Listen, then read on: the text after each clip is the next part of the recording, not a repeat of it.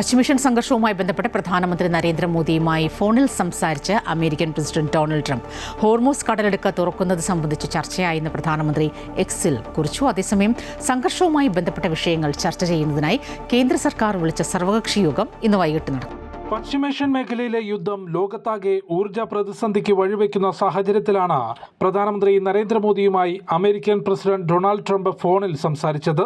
Hormuz കടലിടുക്ക് തുറക്കേണ്ടതിനെ സംബന്ധിച്ച് ചർച്ചയായെന്ന് പ്രധാനമന്ത്രി നരേന്ദ്രമോദി എക്സിൽ കുറിച്ചു. സമാധാനവും സ്ഥിരതയും നിലനിർത്താൻ ശ്രമങ്ങൾ തുടരും. ഹോർമൂസ് കടലിടുക്ക് തുറക്കുന്നതിൽ അനുകൂല നിലപാടാണ് ഇന്ത്യ അറിയിച്ചത്. സംഘർഷം അവസാനിപ്പിക്കാൻ പശ്ചിമേഷ്യൻ നേതാക്കളുമായി സംസാരിച്ചതായും യുദ്ധം അപ്രതീക്ഷിത പ്രതിസന്ധികളാണ് ഉണ്ടാക്കിയതെന്നും പ്രധാനമന്ത്രി നരേന്ദ്രമോദി ഇന്ന് രാജ്യസഭയിൽ പറഞ്ഞിരുന്നു. भारत के लिए भी ये स्थिति चिंताजनक है. इस युद्ध से हमारे व्यापार के रास्ते प्रभावित हो रहे हैं.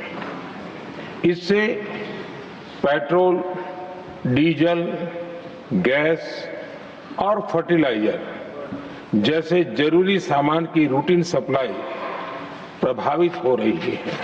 പശ്ചിമേഷ്യൻ സംഘർഷവും പ്രതിസന്ധികളും ചർച്ച ചെയ്യുന്നതിനും കൂട്ടായ തീരുമാനങ്ങൾ എടുക്കുന്നതിനുമാണ് കേന്ദ്ര സർക്കാർ സർവകക്ഷി യോഗം വിളിച്ചു ചേർത്തത്. പ്രതിപക്ഷ കക്ഷി നേതാക്കൾ യോഗത്തിൽ പങ്കെടുക്കുമെന്ന് അറിയിച്ചിട്ടുണ്ട്. സംഘർഷവുമായി ബന്ധപ്പെട്ട് നയതന്ത്ര തലത്തിൽ ഇന്ത്യ സ്വീകരിച്ച നിലപാടുകൾ, പ്രതിരോധ തയ്യാറെടുപ്പ്, ഊർജ സംരക്ഷണം തുടങ്ങിയ വിഷയങ്ങൾ വിശദമായി ചർച്ച ചെയ്യും.